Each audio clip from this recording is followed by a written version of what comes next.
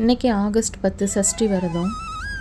கொஞ்சம் உதிரிப்பூ வாங்கி வச்சுருந்ததுனால அதெல்லாம் கெட்டி சாமிக்கு போட்டுட்டு எப்பவும் காலையில் வெறும் விளக்கேற்றிட்டு ஈவினிங் தான் பூ பிரசாதம் எல்லாமே வச்சு சாமி கும்பிடுவேன்.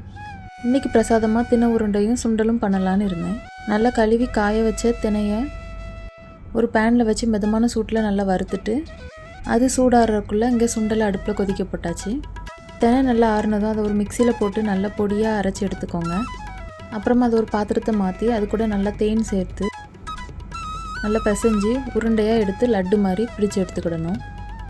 ரொம்ப ஈஸி தான், ஹெல்த்தி கூட. சின்ன குழந்தைங்களுக்கு கூட இது செஞ்சு கொடுக்கலாம். இங்கே தெனை மாவு பிடிக்கிற கேப்பில் தெனை மாவு உருண்டை பிடிச்சி முடித்ததும் சுண்டலுக்கும் தாளிச்சி எல்லாம் எடுத்துக்கிட்டேன். இதெல்லாம் செஞ்சு முடிக்கவே கரெக்டாக 6 மணி ஆகிட்டு அப்புறமா விளக்கேற்றி சாமி கும்பிட்டு விரதத்தையும் நல்லபடியாக முடிச்சாச்சு. உங்களுக்கு இந்த வீடியோ பிடிச்சிருந்தால் லைக் பண்ணுங்கள், ஷேர் பண்ணுங்கள். கண்டிப்பாக என்னோடய சேனலையும் சப்ஸ்கிரைப் பண்ணுங்கள்.